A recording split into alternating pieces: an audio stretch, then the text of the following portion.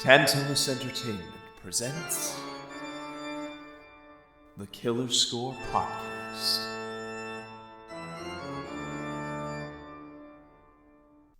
Hey, it's Daulton Morrison here, your friendly host and the starter of the Killer Score Podcast. And today we've got a very special episode for you, as it is the first of our Halloween spooktacular. Yeah, so I figure why not kick it off with the man who really revolutionized and popularized horror movies for the modern age, I would think it's safe to say. Although someone would say that Black Christmas really kicked it off, that's more of a cult hit. The man who started the cultural juggernaut that is the Halloween movie and horror films in the modern age in general, I would say, is good old Johnny Carpenter. Yes, indeed. One of the few working-class, blue-collar filmmakers out there, you know? And generally speaking, one of the best, really. I mean, let's be honest. The man has such a track record. Yeah, I mean... Between The Thing and Halloween and, to a lesser horror extent, They Live. Oh, yeah, and, you know, he's tackled all sorts of genres, like, be it the road trip romance film with, like, Starman, which also has a sci-fi bent, or just, like, insane, wanton, like, comedy action stuff like Big Trouble in Little China. I was just about to say Big Trouble in Little China. That's one of the movies I've had the most fun watching. Oh, yeah. Of course, with Halloween, it's fantastic. And The Thing was actually the first John Carpenter movie I watched. Wow. It was the first one. I watched it in high school. It was like a group of friends. I think I was maybe 15. We were just watching horror movies in the middle of summer because we were in high school and we had time. They Live was mine. I remember it being my first exposure to super unsubtle subtext in speculative fiction, because I was just so amazed by all the parallels that were going on in ways that were overt, but still really smart. They Live is basically what I call the smartest movie to pretend to be dumb. Yeah, and yeah. It helps having the directorial and writing talents of John Carpenter behind that. Would you consider They Live to be a social thriller? Yes. Yes. Yes, I would. Okay. So, because people always credit Get Out as being like the big social thriller, but there's movies that came out before that fall into the same category. oh yeah, there's like definitely films before that have big social commentary. A lot in the sci-fi genre. Soylent Green being another famous one. Soylent Green. The Stuff. The Stuff. Society's another good one if you've ever seen that. Yeah. That is honestly a bit too weird to ever have been huge, but I'd still say it's fantastic. Yeah, so once again, we're just going to throw some stuff around. I am Daulton Morrison. I'm known on a lot of circles as Sick Jacket Man. It's my Twitter handle. That is a lot of my social media handles. That's the name of my YouTube channel. Working on some content for that right now. You can check out some of my voice acting demos on there. If you ever have interest in throwing me for a project, just let me know. And, you know, pass it on to you, Richie, since you're right next to me. Hi, Richard Eckert, Richard's Rad Voices, doing all sorts of stuff for my own channel coming soon, and other projects, including comic dubs and what have you. I've been Two-Face for many videos, including Mr. Rogues' Arkham Patience sessions, and other characters, and I'll gladly contribute to your projects if ever you have them. Erin? And I'm Erin Murray. You can find me on Twitter at Nair Murray. It's a different spelling, so link down below. Links in the doobly-doo. Links in my pants. That's a really old reference if anyone gets that. Nope. Vlogbrothers. At what point did I get old? I got that. John Green. Okay. Anyway, you can find me on, well, I don't really have much of a YouTube channel at the moment, but you can find me on Twitter, Instagram, which I barely use, but, you know, I always follow people on Instagram and like their stuff. And you can, and I am the owner, well, co-owner of witchandcrafts.com, online crafting store. We are always accepting orders. So if anyone is ever interested, we also do custom orders at the moment. And if anyone is ever in the White House Station, New Jersey area, every few weeks we come down there to do a little craft show. It's right across from, I believe it's called Joe's Brooklyn Bistro. But if you're ever down there, stop by, say hello, buy a couple things, and yeah. Yeah. Good stuff. You can talk shop with her. So, yeah, this is a film I'm very fond of. I saw it for the first time a few years ago when I was checking out different films. I really wanted to check this one out because despite obviously a lot of problematic issues with the writer, I'm a huge fan of H.P. Lovecraft, and this is heavily inspired by Lovecraft. Specifically, the title itself is a reference to At the Mountains of Madness, one of the only novel that was ever put out by Lovecraft. Because other than that, Lovecraft just did a bunch of short stories and novellas. Anthologies? Yeah. At the Mountains of Madness was straight up a novel, though. Doesn't really have anything to do with At the Mountains of Madness, though. But this is much more of a surreal horror film, I would say. Lovecraft stuff was cosmic horror. This dips into it a bit, but it definitely focuses more on the surreal, I would say. More of an homage than a direct sort of implementation of Lovecraft. This is from the era where Carpenter was getting a bit more tired with the Hollywood system. Every film he had done before that, like, he put everything into was a commercial failure, even if it was a critical success. Carpenter is one of those filmmakers who puts out a lot of great work, but really it doesn't get appreciated at the time. It's always one of those in hindsight sort of deals. Like, I'm pretty sure that if I'm remembering it correctly, They Live was lambasted as pulpy filth that was derivative of 50s B horror movies. I think it was one of his only, like, financial successes of the 80s, too, though. I think it actually performed fairly well commercially. Probably because of Rowdy Roddy Piper. Yeah, it had some names attached to it, so that certainly helped. I am a big fan of this one. It's the finale of his very experimental trilogy that he, in hindsight, has referred to as a trilogy known as the Apocalypse Trilogy. Erin mentioned the first part of it, The Thing, earlier. Yes. And the middle part of it is considered to be Prince of Darkness, another one that kind of gets glossed over a bit. Yeah. I actually haven't seen that one personally. It's one of the Carpenter films I haven't seen. And the final is this, In the Mouth of Madness, which in some ways, I like this even better than The Thing, which is... Oh, really? Yeah. And it's weird because this script was done by Michael DeLuca, who's better known for his producing work. He's produced a lot of films. He's directed a few. He's only written a few scripts. And funny enough, most of them are crap. Really? Yeah.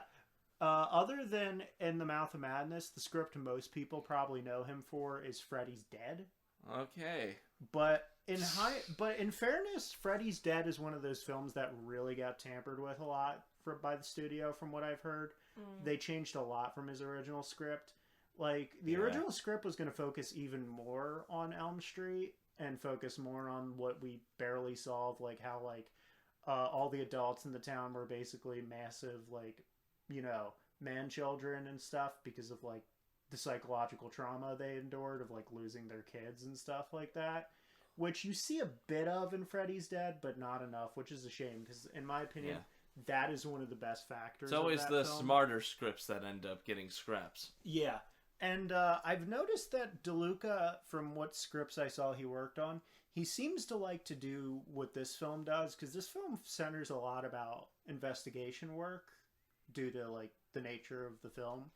And due to its inspirations, which actually have a lot more investigations than you might remember. Yeah. Specifically, Sam Neill is the kind of guy who looks into insurance fraud. And so he's, like, trying to, like, investigate the whole case of this film to figure out if it's just some publicity stunt that, like, they're trying to do to commit insurance fraud. Yeah. Because it centers around an author who's gone missing, and he's trying to figure out if, like, they're just pulling his leg and doing this for a publicity stunt. So, you know, like most Carpenter, this was from Carpenter's, people like to call it his director for hire era, where he basically just took scripts that people already made and like directed them. And like most Carpenter films, he did the score for it. There's a few famous exceptions. Probably the most infamous one is The Thing, because there's been a lot of debate over the years until it was finally confirmed a few years ago. The film's score is actually credited to someone Richie's a huge fan of, Enrico Morricone. Yep. But yes. You'll notice listening to The Thing, it doesn't sound like an Enrico Morricone score. I only imagine, given that, well, one, it's not a Western, two, it's dealing with more somber and possibly more atmospheric stuff. Which is funny, because Carpenter's always wanted to make a Western, but he never has gotten the opportunity to, so it makes sense that he recruited Morricone. Minus vampires, which we don't talk... Kinda, yeah, sorta. We don't talk about vampires, though. But the thing is, it was confirmed a few years ago that Carpenter credited Morricone and paid him to do the score, but he ended up actually not liking Morricone's score for the film. Huh. So Morricone's score is actually set dormant for years, and it was actually reused for another film. And what would that be? The Hateful Eight, believe it or not. You know what? That tracks. That fits. Tarantino fits. Being who he is would definitely... want to use Morricone, Always.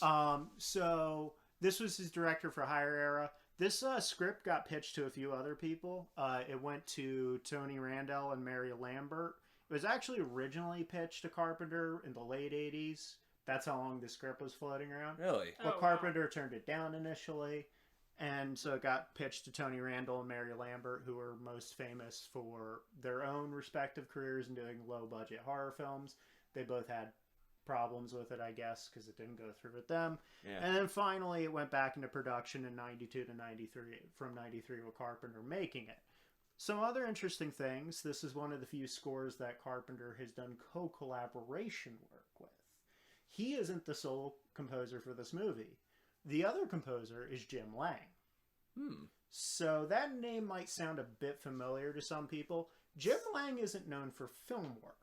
Jim Lang is primarily known for television work. Such as? Specifically, the thing that Jim Lang is most famous doing score work for is Hey Arnold. Oh. Yeah. Oh, wow. Yeah. Yep. That kind of blew my mind when I found it out. You see, that actually gives me a lot of confidence because the score for Hey Arnold is honestly some of the best in any animated television program. Yeah. Yeah. Right next to... fantastic. Oh, yeah. This is unusual for a Carpenter film as well. It doesn't feature a lot of his longtime collaborators and longtime actors in it. There's not a lot of his like famous mainstays in here, you know? Case in point, no Kurt Russell to be found here. Yeah. No Jamie Lee, you know. This is one of his this is one of his many works that used his cinematographer Gary Kibbe. Gary Kibbe Jr. worked on a lot of his stuff. This is another Carpenter potential bomb. I say potential because it had a budget of about $8 million, but weirdly enough, and it made a bit above that domestically. But the reason I say potential is there's no international box office numbers for this one. Which is weird. Yeah. Yeah. Especially weird considering it was first released in France in 1994 before being released in America in 1995. How do they not have records of that then? Yeah, I tried to look. I couldn't find... I went on Box Office Mojo and I couldn't find the international numbers, which is where you go when like you can't find the regular. Because, you know, most of these cult movies will have big numbers in like Japan. In China. Especially in China, because that tends to be a... China is a huge film market, yeah. So... Big, giant film market. A lot market. more so nowadays than it was back then. That's true. But anyway. Still, like, you'd think that something like this, which was more successful outside of its own country, would have had numbers. So, a couple other interesting factors. This film stars Sam Neill, who most of you probably know for Jurassic Park. Not his first horror film, though. He did another horror film that's got a bit of a cult following from the 80s. I believe it was called Possession? I believe so. Don't quote me on that. Yeah, I forget what it's called, but it's another cult one. It's also a later career role for Charlton Heston, who has a smaller part in this one. Yeah. Who was like old as shit when this came out, probably. Yeah, not his last role. I double checked that his last film role was in like 2003. And backpedaling to Sam Neill, you younger folks would probably recognize Sam Neill as Inspector Campbell from Peaky Blinders. Oh, okay. And Oh yeah, I keep forgetting he's Welsh. He plays an Irish guy. And this is also either one of the earliest, if not the earliest, film roles for someone a lot of you are going to be familiar with. This is one of the earliest, if not the earliest, film roles for Hayden Christensen, who has a minor scene towards the end of the film. Was this before? Well, duh. Of course, it's before Life as a House. Yeah. So, along with the Lovecraft references, there are a few references thrown into Stephen King in this film, which makes sense considering Stephen King is the most famous horror writer of the modern era. Yeah. And tellingly, I wouldn't be surprised if the script was modified a little. The one reference they have to Stephen King outright where they name drop King is derisively. Oh, wow. Which, not too surprising considering that one of the other director things that Carpenter did was directing Christine, which is honestly a better adaptation of one of King's works, but Carpenter famously did not get along very well with Stephen King because Stephen King had issues with the script. Because, I mean, granted, Stephen King does tend to be on the more persnickety side when it comes to scripts, but he's not wrong when with his gripes with Christine, because as good as that movie is, it did deviate a lot characterization-wise and plot-wise in certain areas. Yeah. And also, speaking of Stephen King, I have a question if either of you know this answer. What's that? What is the movie adaptation that Stephen King actually liked the best? Stand By Me? It's kind of a tie, honestly. The ones he seems to speak the most positively are Stand By Me, which actually made him cry when he saw it. Mm-hmm. And which we might have previously covered in the last episode. Yeah. Also, we have... second to last. Yeah. Second to last. Also, he really, really enjoys The Shawshank Redemption. Thinks Misery is fantastic. He actually... That's one of the few ones where I think he mentioned that he thought there were improvements. Oh, yeah. Yeah. Over the original story. Yeah, because the scene in Misery, correct me if I'm wrong, in the film, she breaks his legs. She re-breaks his legs in the book, she just chops his feet off. She just chops his feet off, and when you think about it, I'm like, wouldn't you bleed out from that or something like that? I mean, she is a nurse. She would be able to stop it, but... Yeah. Point is... But it's scarier, because, like... I mean, losing limbs is terrifying kind and of all, cliche but... too, you know? It's cliche, and it's a little slashery, but imagine this nurse who you're just recouping, and then boom, you're back to round one, you know? And you can't move. Yeah. It's just limping or crawling. Yeah, that's awful. Yeah. And Green Mile was another one he really enjoyed. Yeah. And rightfully I like so. Green Mile, but I haven't seen it since I was too young to be watching Green Mile. And another one which I wouldn't be surprised if we cover at some point in the future, because Erin hasn't seen the adaptation of it, is 1408. Oh, he really enjoys 1408. So underrated. Yeah, also, probably one of the best underrated adaptations. I don't even know you. Hey, not a lot of people have seen 1408. That's true. Just massive nerds. Yeah. Case in point. So, yeah, this one I definitely think is going to be interesting. And final point before we get into watching it, a couple things. I'm going to try to, because I felt bad about doing this in previous episodes, we're going to start to put spoiler warnings in. And if you decide you don't want to be spoiled on the film, we'll put a little timestamp in the description where you can skip to. On either SoundCloud or YouTube or wherever whatever we upload these. Mm-hmm. We're going to put in a description for where you can skip to. This film especially, I don't want people to get spoiled on too much. If you don't care, cool. Just keep listening. We'll still put the warnings in. Spoilerific. Yep. And final trivia note before we start. If you guys really find the iconography and the geography in this interesting, it was primarily filmed in the area of Markham, Ontario. The church and the town of Hobbs End that the film takes place in. They were all filmed in Markham, Ontario. Most of this film was filmed there. So if you ever want to go to a place that isn't a film you enjoyed, check it out. A lot of films are filmed in Ontario, especially nowadays because of how cheap it is to film in Ontario. Yeah. A lot of good locations there, too. Oh, yeah. You can substitute a lot of stuff. You can substitute the American Midwest for Ontario. Yeah. Famously, one of the more notable cases of like a film being filmed in Ontario that was a horror film is, Friday the 13th, Jason Takes Manhattan. Mostly in Ontario, actually. Yeah. Funny. They got like... Ironic. There's only 2 scenes that are actually set in New York in the entirety of like that film. I think 3. Times Square and... Times Square, the location shots, and I believe the subway scene are actually in New York, but everything else was like Ontario shooting and stuff like that. I know I've seen that movie, but it's been such a long time since I've seen that movie. Not such a long time, it's been a few years. But I'm just imagining like Jason Voorhees just sitting on the subway like... Well, he does make the mistake of walking on the train in the film, which is used against him because he's like, oh, yeah, this is not an easy thing to walk on.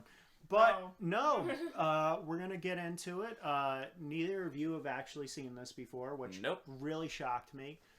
If you guys want to watch this, it's available on certain streaming services, but they're kind of more obscure ones. We're going to be watching it from the Blu-ray here.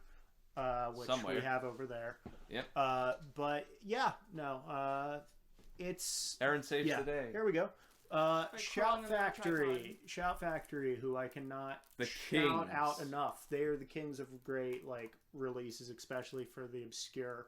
They're the ones who are actually in charge of the English distribution rights for Kamen Rider and have been putting Super Sentai and have been putting out stuff for them for years. Hopefully we get DVDs of the Kamen Rider stuff soon. Naturally. They've only put them on streaming services so far. Fingers crossed. But Shout Factory is great for putting out all sorts of work. This is the most modern, up-to-date, easy-to-find Blu-ray version of this, especially if you live in North America. Highly recommend grabbing this version.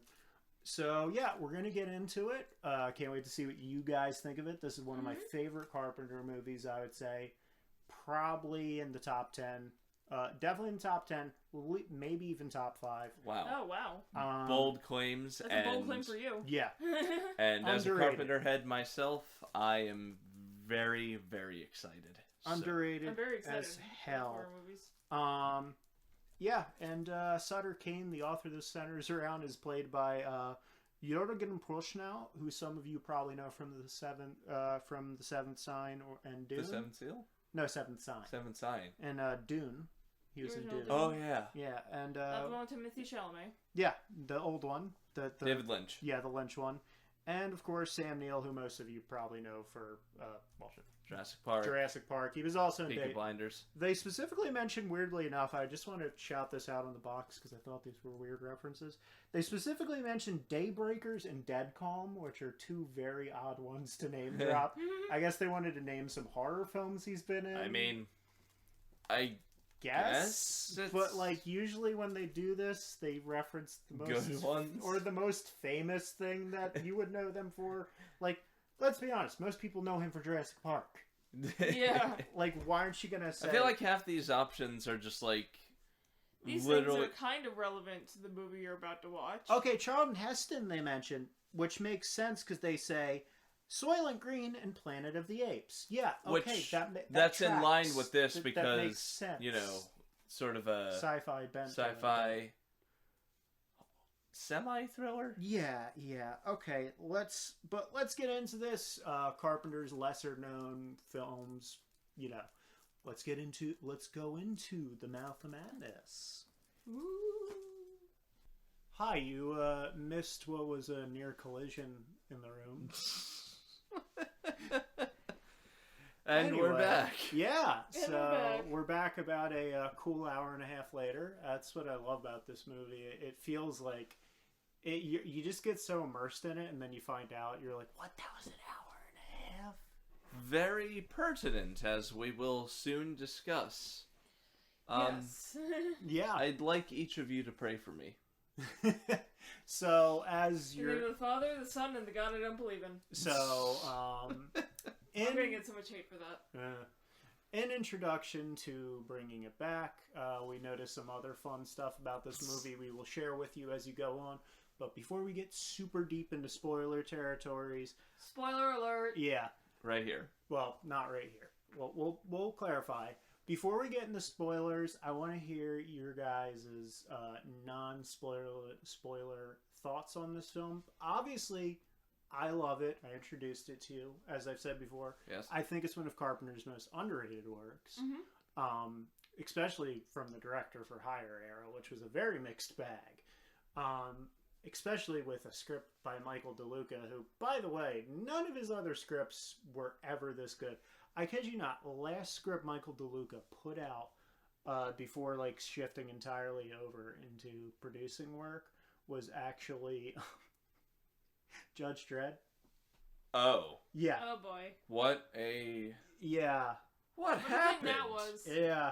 What happened? That's what I was going to bring up earlier, too, is he really seems to like to put works that involve investigation of some sort. I mean, To varying degrees of yeah, success, to varying apparently. degrees of success. Make no mistake, that old Dread movie is legitimately entertaining, but not for the right reasons. Yeah, the special, not Dread, Judge Dredd. Judge Dread is just fantastic. If you haven't seen Dread, go see that. Yes. Go watch it. Very good. Great work on this movie. I forgot to mention the VFX legend Robert Kurtzman worked on this film, who some of you probably know for The Fly. That's like one of his most famous works. Yep. For effects. That explains the presence of wet all the puppets goo, everywhere. would all say the wet goo, puppets. all the goo. All the goo. And Greg Nicotero also worked on the effects work, and Greg Nicotero is now famous for his work on The Walking Dead. So, Equal amounts of goo on everyone's end. there's a lot of goop in The Walking Dead. Yeah.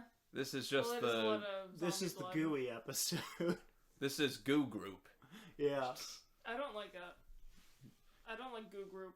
Let's not do that again. Yeah, never. Yeah, never again. I Yeah. don't know. I thought it was pretty great.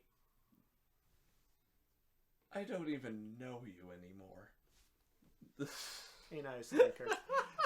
So, yeah, no. This is definitely, hands down, this isn't hard to say. This is easily the best 90s Carpenter film. I would also go so far as to say probably one of Sam Neill's best performances. Oh, unmistakably. Lots of great underrated actors in here. You've got the guy who played Vigo the Carpathian in Ghostbusters, too. He plays a minor character in the film. Does a great job, Oh, too. yeah. Does a great job. He does a lot of good, like, facial acting there. Like, he's got dialogue, but... He's very genre savvy, too, which I like. A lot of people in yeah. this film are, which is very Yeah. refreshing for horror.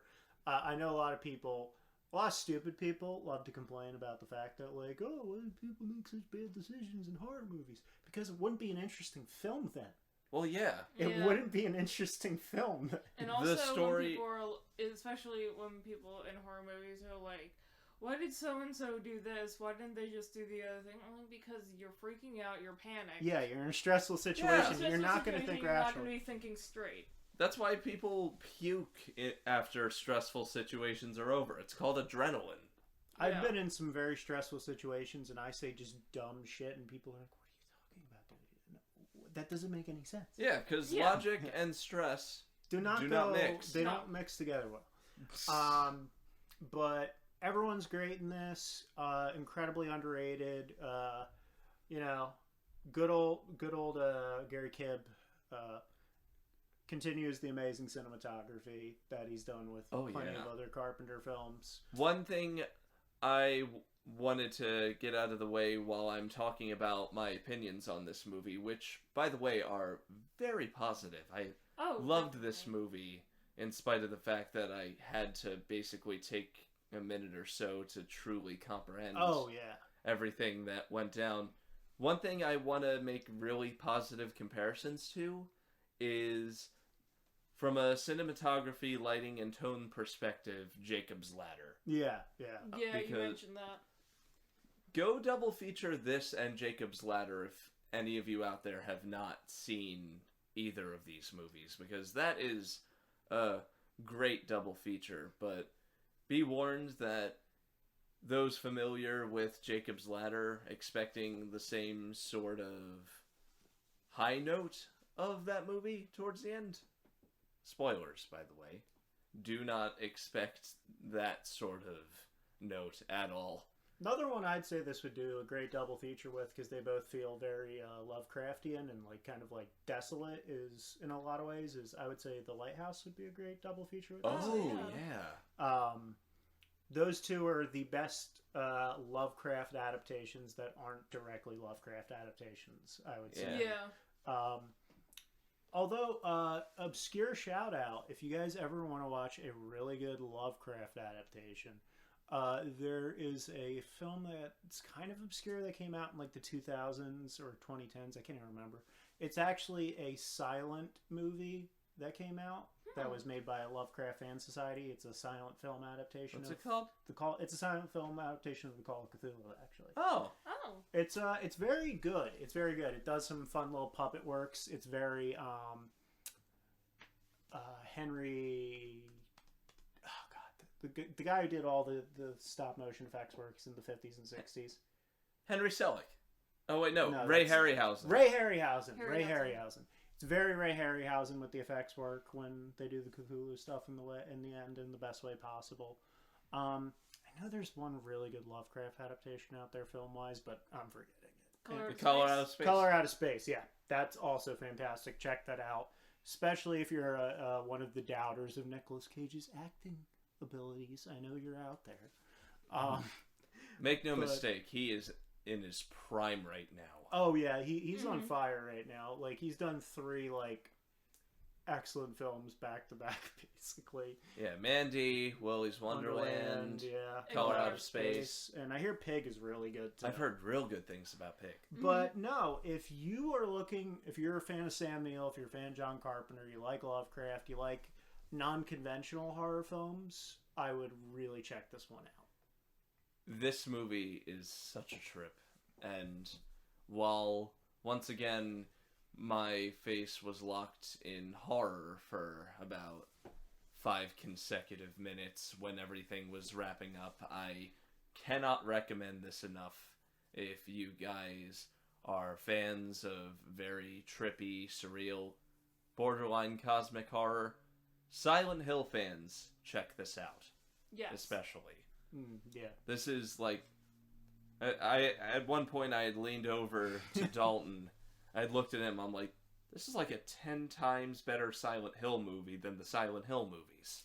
Yeah, God, Yeah. that's the Silent Hill movies. I haven't even seen the one that's supposed to be an adaptation of Silent Hill 3.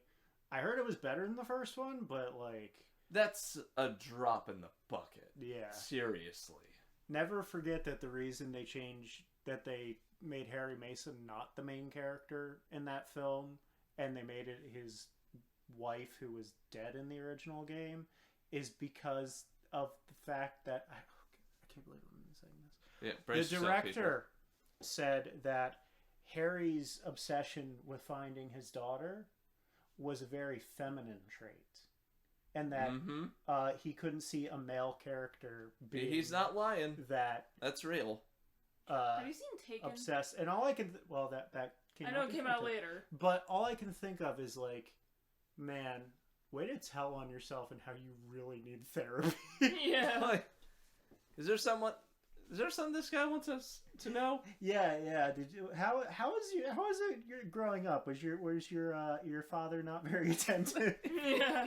Did Daddy not hug you enough? Yeah. Oh, wow. But no. So I guess I just want to get your individual thoughts on it. Like, what did you guys think about this?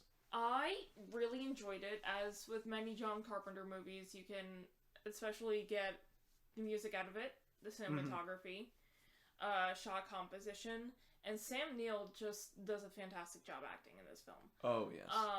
One of the things that I realize is, well, it can be kind of difficult to do for a lot of newer actors and also just some actors that aren't in their prime, like Sam Neill is in this movie, is slight changes in the face. Yeah. Oh yeah. Can make or break a scene. Mm-hmm. Like you see half of what's going through his mind. Mm-hmm. Just by looking at his face. You don't need any dialogue or anything. You can just look at it, just look at his facial reactions to things, and you're like, oh, okay. Yeah, too many mainstream films are way too heavily reliant on dialogue to tell what's going on nowadays, which is part of the reason I love, like, Carpenter's work, is, like, he doesn't just use dialogue as a crutch, you know? Yeah. If anything, dialogue is usually one of the weaker parts of Carpenter's It's one of the stuff. secondary things. Yeah. Rules that I haven't been to film school. I wanted to go to film school, but that's a whole mess right there. One of the first things I've heard they teach you in film school is show, don't tell. Yeah. Always. No. Yeah. And Carpenter famously said when it comes to horror, he said, "Look, if you got a good demon, show the demon. If you don't have a good demon, you don't show the fucking demon." Yeah. Yeah. And this film realizes that. It knows when to show the demon. It knows when to not show the fucking demon. And make no mistake, this movie has great demons. Yeah. But what makes them work is not just the effects, though granted, but also those the are build-up of not showing the demons, like, right out the gate. You see all those shots of Sam Neill running, and... we're getting into Shadows, spoilers attention. again. Yeah. We're getting into spoilers. We're trying to avoid that right now. Okay. Yeah, sorry. Richie, you gave your take, or not officially? No, I mean, like I said, how I thought. I was just, like, about to say, like, I'm happy to see you guys like this, because when this came out, this is easily one of Carpenter's most critically divisive films, because critics usually love Carpenter's work. Yeah, it was a darling. Yeah, he was Critical darling. One of those guys who, like, you know, for the most part had commercial failure after commercial failure, but the critics usually got it, and we're like, yeah, Carpenter does it again. There were some exceptions. Big Trouble in Little China was not appreciated at its time. People didn't get it at the real time. Hindsight sort of deal. Yeah, it was the thinker. It was. Like that whole I like how this is the second or like maybe even third. I still have to watch some of his other stuff. People really Carpenter. didn't like to think back then is what I'm learning. Yeah. Has much changed? That's true. Well, more so than they don't right now. Carpenter movies. This is like the second one I can think of that opens with someone being like, "So, tell us the thing that happened." Yeah. Which tell us about X, Y, and Z. This is obviously intended in this part. It wasn't in Big Trouble in Little China. Big Trouble in Little China also opens up that way. Yeah. Mm-hmm. But it was literally because the studios were like, people need to know Jack Burton's the main character, and it's like he's not. You can see why Carpenter is retired nowadays. This is what I'm saying. Yeah, like people didn't get his movies. Yeah. And I they feel still so bad. don't. He's like, he really is just the disappointed dad to his audience. Yeah, clearly. That's why. But you know, he's in a good place now. He gets checks for any time someone uses his stuff, and he very much enjoys that. He watches basketball when it's on. He loves his basketball. He loves Still his does video music. games. Yeah, and he's a great musician. Like he always has been. And it's funny because he's just someone who just kind of had to pick it up and learn it. Because like when they made Halloween, they're like, composer, we can't afford a fucking composer. Are you kidding me? I'll have to do it. I'll figure it out. And Lord did he. He's like, I got it. Lord did he. Like, the Halloween score is such a simplistic thing, but it just has this way of getting under your skin and creeping into you. And this score does the same. Real revolutionary use of synths back then, too. Yeah. Nobody used synths. Those little like trills before the piano cuts in. Yeah. Mm-hmm. And I'm also pretty sure that this film, it was either like a MIDI version of one, or he incorporated a theremin at some point. Because I'm pretty sure there were some points in this film where you can hear theremins. Yeah, with those little trills during the theremin. Mm-hmm. Yeah, it's really good.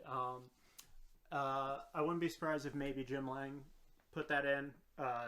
Jim Lang did a hell of a job on this too with Carpenter. Like someone who's mostly known for really like catchy kind of like funky little like music like in Hey Arnold and stuff like that. Because that, like we said, to remind you, this is the guy who did the score for the Hey Arnold.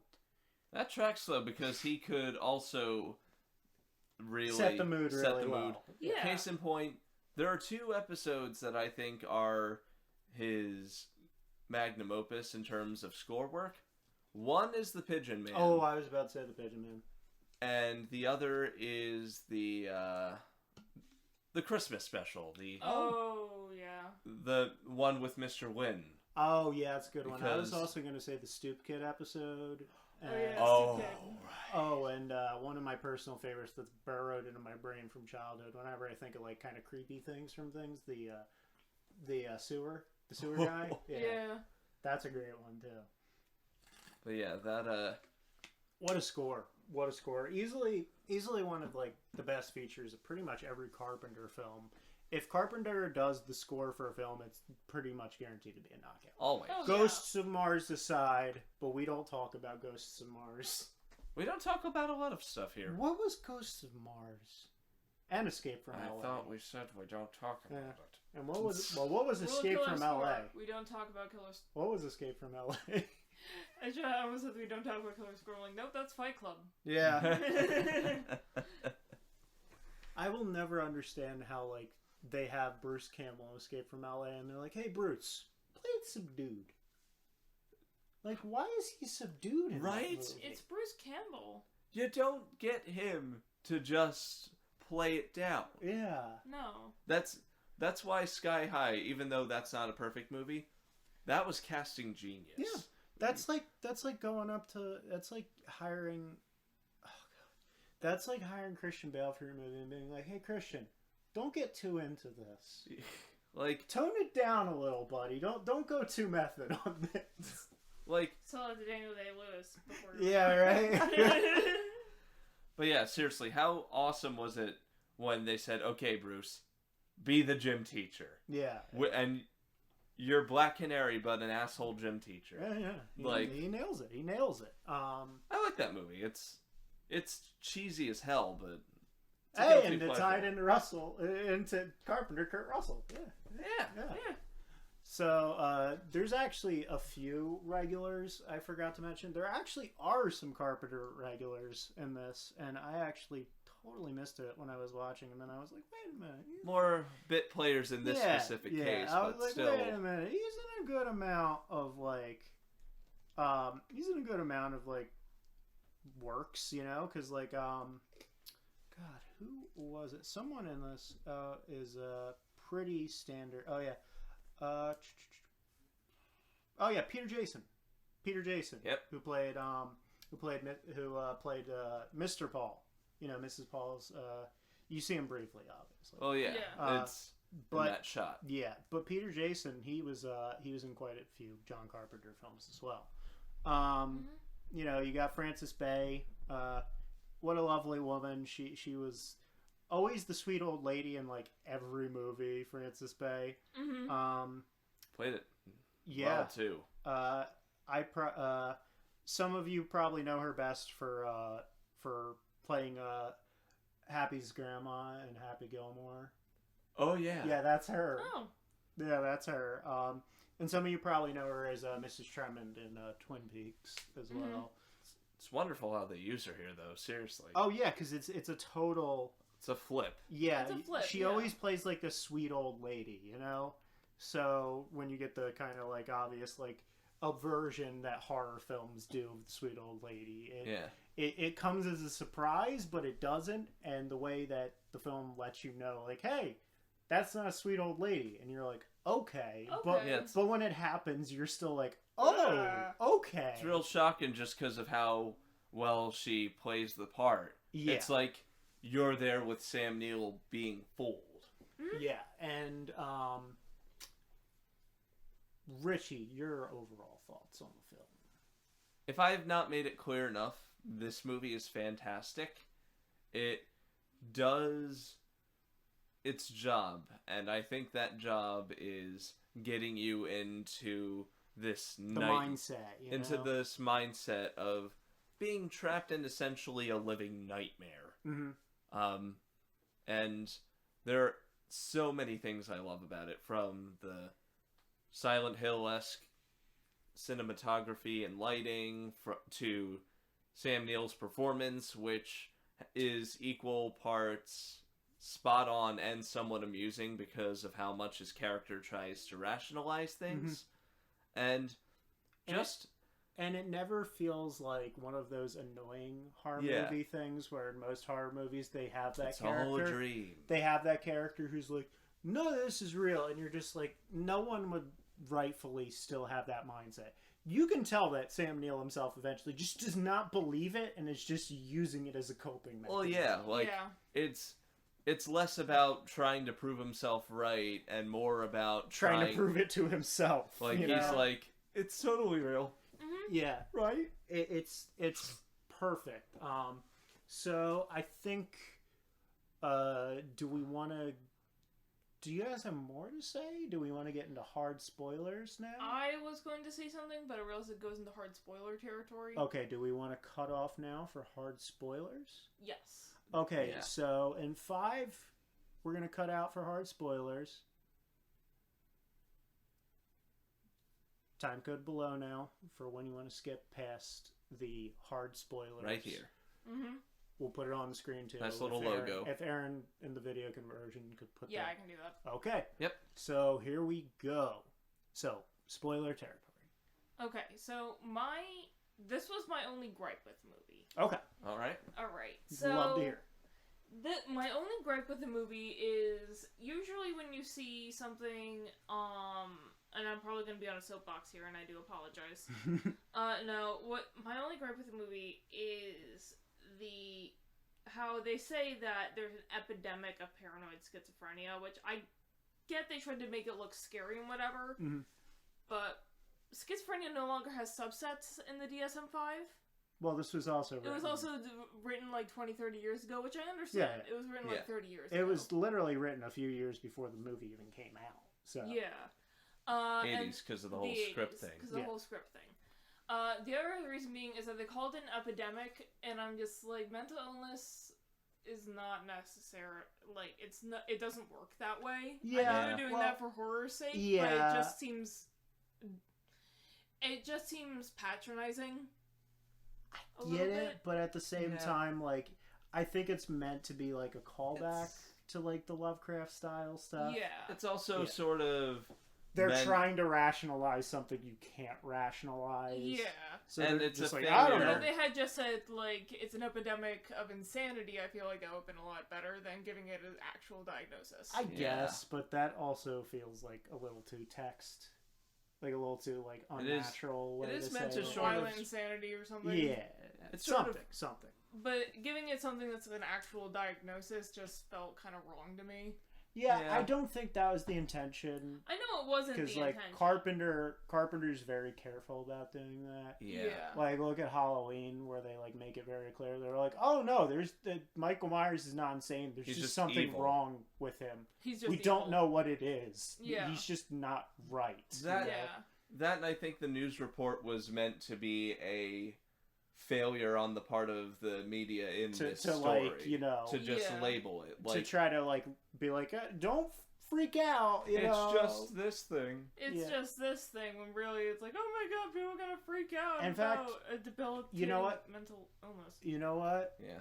I'm gonna go so far as to say this actually was intentional, and Carpenter did intentionally put that in, because Carpenter hates the mass media. Yeah. Oh, yes. Yeah, that's true. And every single one of Carpenter's works pretty much has a critique of mass media and how they like and how they present things. Yeah, just look at They Live. Yeah, so I think it's actually intentional. I think it's meant to show that these guys are ignorant boobs, you know? Okay. Yeah. Because, like, I was vibing with what you were saying, but now that I think about it, I think Carpenter intentionally did that to be like, look at these fucking idiots. They don't know what this is, you know? Look at them creating a bigger problem than what's already there. Because, like, they even try to, like, justify it earlier in the movie. I think a bit better from your angle, where they say, like, you know, there's some mass hysteria going on around his works, you know? Yeah, they use the term mass hysteria, which I feel like would have been a better fit. Yeah. To use that term instead of giving it an actual diagnosis. Yeah, but, like, that was when the publisher was saying it, and, like, the paranoid schizophrenia, it's the news doing it, and I have a feeling that was deliberate. Mass media interactions like that tend to be a elaborate game of telephone. Exactly. Like, one person says mass hysteria, mass media goes paranoid schizophrenia. Yeah. So, yeah.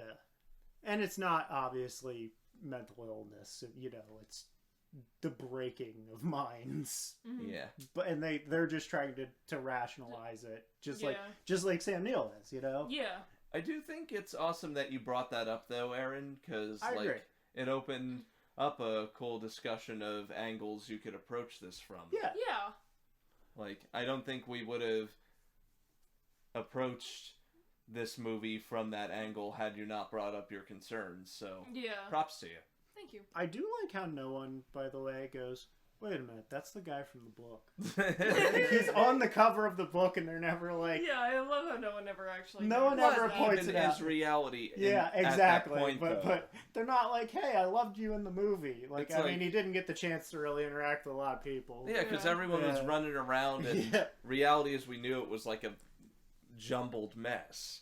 Yeah, although that one guy that he kills with the axe seemed to have like the realization when he saw him, when he's like, I love it.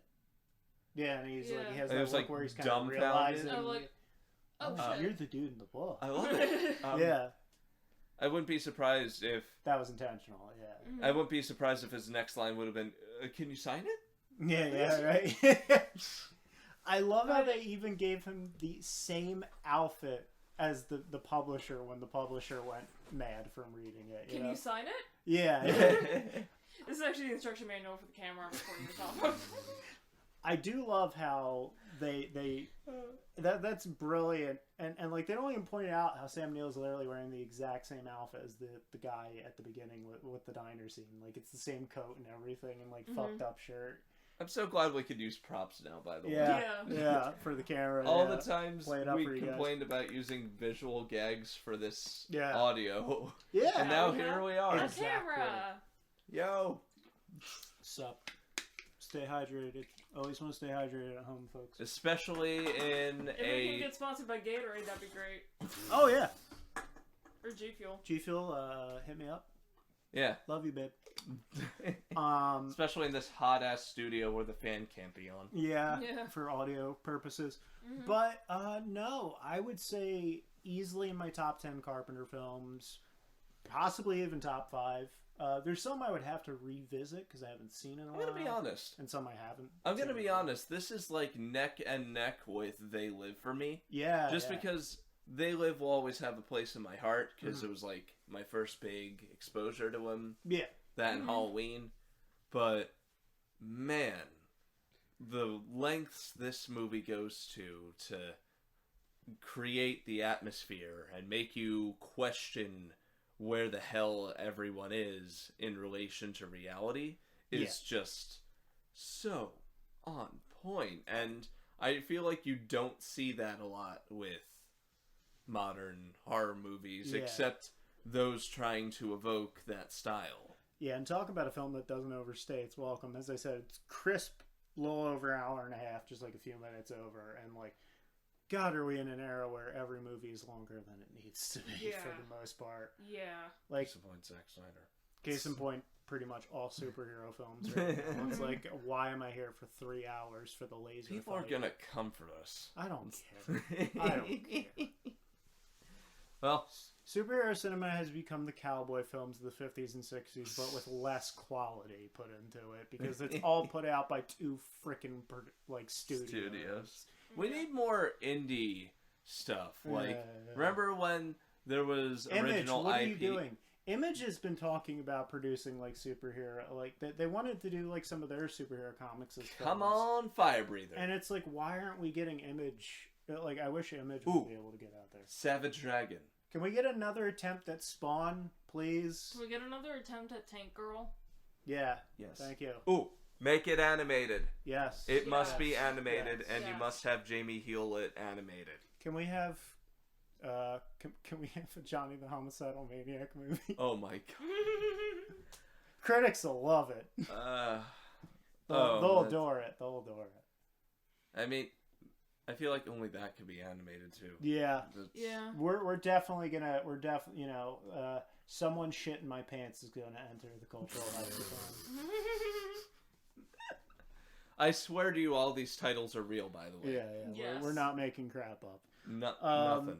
But no, definitely one of Carpenter's like more underrated things. I would say it's one of his greatest horror works, in my opinion. I'm having a hard time disagreeing with you, man. It does stuff that Carpenter's other films never quite managed to accomplish with scope and like just screwing with your head in a way. And just the purest evocation of suspension of disbelief. Mm-hmm. You're never questioning stuff. You're just strapped You're roped in. You're roped in. Yeah, You're because I roped in. remember when we were watching it and you were like jumping back a little bit when they did the dream within a dream within a dream. Yeah. Like, I want to say too, something I wanted to get out there was just... I love the comedy of that scene too, because at first it's scary, and then it's scary but also funny at the very end when the monster cop's just casually on the couch right there next to him in the final. Like, hey. Like, what's up? like, hey man, you have a bad dream? And once again, Sam Neill's facial acting. Yeah. At first he's like off put, and then it gets to a moment where it's like, really? Yeah. Okay. Like, it's a dream again, like he knows it's a dream again almost. But it still surprises him with the cop. And something I wanted to say too was how I love on the final wake up when he's like, oh god, and then he's like, wait, checks the couch, make sure nobody's there. One day, brilliant. I'll be able to finish my sentences. So, I love how it never gets tedious. No. This movie does so well at putting you, and in that dream loop too, because you're never thinking to yourself, it never lasts too long. Yeah, it never lasts too long, and it never feels patronizing. Like, you can tell Carpenter himself is like winking at you, like, yeah, I'm screwing with you, and you're like, oh, John, and it's fun. Yeah, it's like any other director, you would be like, piss off, but with John Carpenter, he's just like, John, you fucker. Like, the next thing happens, and you're looking around like, okay, where is it? Where's the next break? Come on, John. What are you doing, Johnny? Because there was a couple scenes in there that I didn't part of me was expecting like a jump scare or something, and there were a couple in the movie. Yeah. And I was like, but they never feel cheap. They're always well timed. Yeah. They're well timed, and I knew it was coming, but I still didn't expect it. If that makes any sense. Yeah, and this film almost has like a weird form of jump scares, which is like, I want to say like a transitional jump scare, where it's just like you're freaked out, but less by a scary sight and more like, oh wait, this location doesn't logistically match up with what my brain would expect. Mm-hmm. It's like it uses the language of cinema itself against you in later parts of the film. Like, it knows, like, Carpenter knows the Kuleshov effect. It's like steering you into it when... It starts off with the Kuleshov effect in full motion, and then it just, like, gives the middle finger to the Kuleshov effect. And the other thing I was going to mention, for the few times you feel like, okay, this is where it's going to go, like, it lulls you into an almost sense of comfort, and then it jars you out. Yeah, like, oh, we're in this genre convention now. Oh, wait, no, we're not. Yeah. Like, he gets on the bus and you're thinking, like, okay, maybe the movie's good. And you're like, oh, wait, he's still going to be back in the asylum. Yeah, and because you remember, you're like, oh, wait a minute. We have the in media res, we've got to get back to that, Yeah. And while we're on the subject of that, I want to praise the hell out of this movie's uses of match cuts and graphic rhyming. So good. Oh, yeah. Because it really does feel like there is a visual symphony going on here. Like, the very beginning, like, the uneasy lighting of the cigarette and cutting to Sam Neill's, like, the guy he's investigating in his insurance job in the past, who's also uneasily lighting a cigarette nervously. Yeah, just different settings and times, it's a brilliant match cut. It's impressive that they can pull off that same exact feeling in a room that's more brightly lit.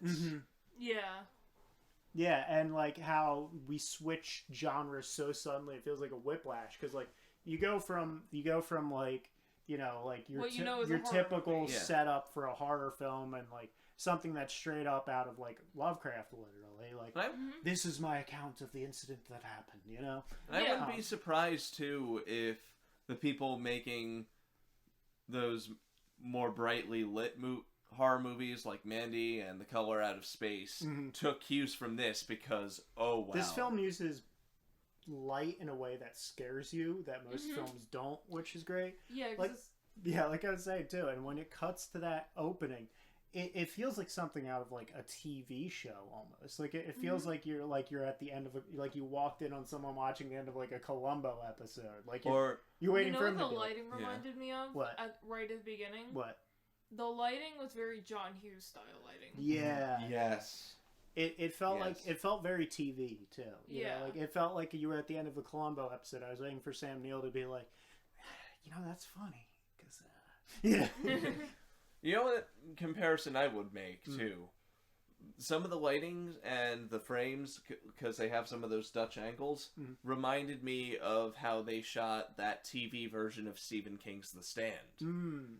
Like when they put Randall Flagg up there and there's like shadows contrasted with light. It felt very much like that, and that's a compliment because the Stand miniseries is awesome. You should see it if you haven't. The lighting feels very clinical towards the beginning too. Yeah. Like it feels very Like hospital lighting. yeah. You guys said John Hughes, but honestly, like when we're talking about like when he's at the publishing agency and all that, it actually kind of reminds me of like some of the more early works of David Fincher with the lighting and stuff that, like Zodiac and stuff like that. yeah. Seven. Yeah. Seven. Oh, Michael Mann. Yeah. It had the Michael Mann, Yeah, because like Michael with Mann is great at Manhunter. making horror with like lightness, you know, because obviously horror is primarily associated with darkness, which is why I always appreciate when horror can be made with like light, you know. That's part of what I like The Lighthouse for as well, because that film is like almost never dark due to the way the lighting is on the film. It's very bright most of the time. Another movie that uses lighting to its advantage like that, like The Lighthouse does, is Candyman, the original one. Yeah. There's very few scenes that are darkly lit in the original Candyman. Another one, once again, I got to bring it back to Jacob's Ladder, Mm-hmm. where there's a bit more darkness to that movie. The weird monsters too, you know. Just But like Jacob's Ladder has like weird monsters in it too. like the way the monsters were shot reminded me so much of the clubbing scene from Jacob's Ladder, where Elizabeth Pena's got something crawling all over her, and the strobe lights and the when you saw the cuts. flashing lights of the tunnel, I could tell you were like, oh, this is like the subway scene, you know. And like you never feel like you're not getting enough of those monsters. They're perfectly used. The effects for them are so good, and I'm kind of glad that more independent horror movies are bringing back these sorts of practical effects.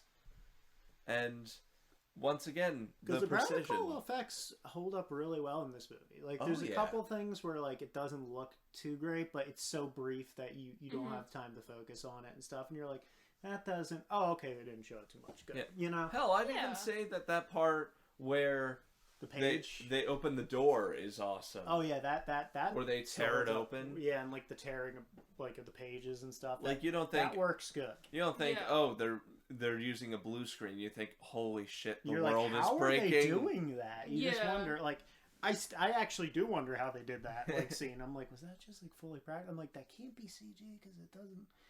It's too good for the time, you know. Yeah, like, it's like a really elaborate blue screen. Yeah. But either way, like there's some practical work involved because that's obviously the actors' hands and stuff. Like, really good stuff. Definitely one of Carpenter's, but like Carpenter, and this film was done with a low budget too, which is what's really impressive. Oh too. yeah. This is just like a filmmaker's dream. Yeah. I feel like this is what every horror enthusiast in college would want out of their movies. Carpenter knows how to get the best out of a low budget, though. Like, that's one of his skills, so I'm not surprised. You mentioned when we were watching the movie how this is a filmmaker's film. Yeah. Yes. And you made the reference of Bram Stoker's Dracula. Yeah. The Francis Ford Coppola one. Yeah. Yeah, when they were stepping into that little church. Yeah, like it felt very Bram Stoker's Dracula at that point. Which isn't necessarily a bad thing. No. That film's got great cinematography. It's fantastic cinematography. Yeah. And the set design's great in that film, too. Like costume design. Set design, cinematography. 90% of it, the costume design is great. Gary Oldman. You cannot argue with him. He's good in that. Like, I would say this is unsung and like horror. If you're looking for good, this is definitely a perfect psychological horror film. Oh yeah. If you love psychological horror stuff that'll screw with you as much as it screws with like the protagonists, this is definitely go to. Yeah, one of Carpenter's best works. I would, if they ever actually published those Sutter Kane books, I would absolutely pick them up because like the covers are so evocative. Oh yeah, it really captures what horror covers from that era looked like too. Very reminiscent of the covers for Stephen King's books, like The Running Man. 80s. I was Cujo. looking at it, I'm like, oh, that looks like the first edition cover of Pet Sematary. You've got the same vibes. Like, I wouldn't be surprised if they somehow got some. I would have to see who did the artwork. The artwork. I'm curious about that now. I'm gonna look that up. We're looking through IMDb. Yeah, I'd be like, who did the artwork? You know, it's like, you know, because good art, like good horror artwork, is like so far between and not like as present on like Movie horror posters. novels nowadays. Like every book has like looks the same nowadays. You're like, it's so minimalist that it's just you're annoying. like, is this horror? What is that? I mean, This then horror. you Really, read the I can't tell description. difference. You read the description, and you're like, I'm still not sure. This could be a thriller, and then you have Hell, to like even go on your Goosebumps did that phone and you better. look up the author, and you're like, okay, this is a horror book. Like, I should be able to look at a cover of a horror novel and go, that's horror. Yeah, instead of walking into Barnes & Noble, picking up a horror novel and going, is that romance? I don't know. It's really minimalist. Yeah.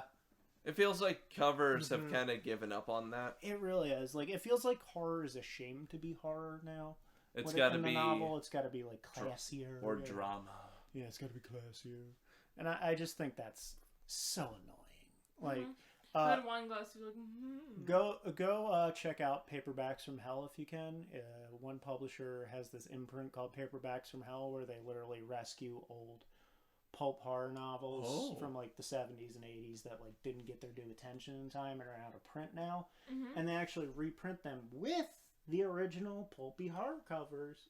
Oh, and that's awesome. Yeah, and they put like a little thing up in the corner that just lets you know it's a Paperbacks from Hell reprint. That's like the only way to mess with the cover. And yeah. Oh, that's great. And didn't honestly. they used to do like a yellow outline for certain ones, or for certain publishers back in the day, and that's where Giallo comes from? Yes, that is one of the things. Nowadays, there's a certain thing. They also reprint older books nowadays and put them under these like pulpier, like when they fit the tone, they put them under these pulpier like 50s like detective novel looking stuff. Yeah. I think they even put like crime something on it. I forget. One of King's books had that done to it too. It was in those compilations? No, it was like one of his actual novels had like one of those covers put on it. Yeah. It captures the era so well, I would say, in a lot of ways. Sutter Kane's the actor, forgetting his name, but like his performance as Sutter Kane, spot on. Like the way he never loses his cool is so in character too, and it's also really unsettling. Yeah, because like so you expect a character like that to be at over one the point top, have like a break. Yeah. Like where like he lets the facade slip, and you're like, "Oh wait, this isn't a facade. He actually believes all of this. He believes everything he's writing." And you start to believe it along with him too, because once again, especially the bus scene. Especially in the bus scene. Did I ever tell you my favorite color is blue? Like, and then everything's tinted blue. That lighting is amazing, and it's an achievement of editing and cinematography and stage lighting. Crazy. And Sam Neill's performance in that scene is so perfect because he still gets the essence of his character. He still gets that his character would try to rationalize it somehow, which is why he doesn't just immediately freak out when he sees all this blue around him. you see him actually get into like, I gotta make sure maybe there's something that isn't like blue or blue tinted, and he turns around and sees it, and then that's when he screams. Mm-hmm. Perfect. Everything's blue. Yep. Dumpity. Sorry. But yeah, there was a blue little window. Maybe there was a blue Corvette outside. Yeah, we just couldn't see it. It was out of frame. It was a happy coincidence. I was driving by the set that day. Oh. But no, check this out, especially if you're a fan of any of the stuff we've brought up. You know, Carpenter, old pulpy horror novels, Lovecraft. It's definitely very Lovecraft. Very Blackwood in some regards, I would say, too. If you've ever read The Tattered King in Yellow. Yeah. And of course, if you loved our discussion of this or enjoyed us rambling, go ahead and support us individually at the links below. With my YouTube channel for voice acting. And Erin's Witchcraft website, you know. You can follow us on social media or various things. We'll be posting updates there for various projects. We also have a Killer Score Twitter page, so you can follow that too. Yeah. So final thoughts, I guess. We'll reverse it. I'll start with Erin this time. Final thoughts. I love this movie. I thought it was incredibly well directed, very well written. Of course, cinematography and shot composition are always top tier with John Carpenter. I thought you were laughing for a second. I was like, No. what? No. But I thoroughly enjoyed this movie. And if you do want to watch it, I would say order the Blu-ray. Yeah. Or if you can find it on some streaming service, go for it. Yeah, it's available for rental on several websites. I don't know if it's available to stream for free anywhere right now. I could only find rentals, really. It looks like it was on Shudder, but it wasn't. Maybe it's in certain regions. So. Yeah, it might be a region. Yeah. So if you can get a VPN... Yeah, if you can get a VPN, I would switch it to a country that maybe does have it, because it might be available in other countries' streaming services. Check with the VPN. But honestly, definitely support it if you can. If you want to go out there and buy a copy, please do. The Shout Factory release is great. It has the original cover available as a reversible, along with this really nice new painted artwork. So yeah, that's what I have to say about it. Oh no, reality's breaking on our end too. So we better get done soon. Richie, your thoughts?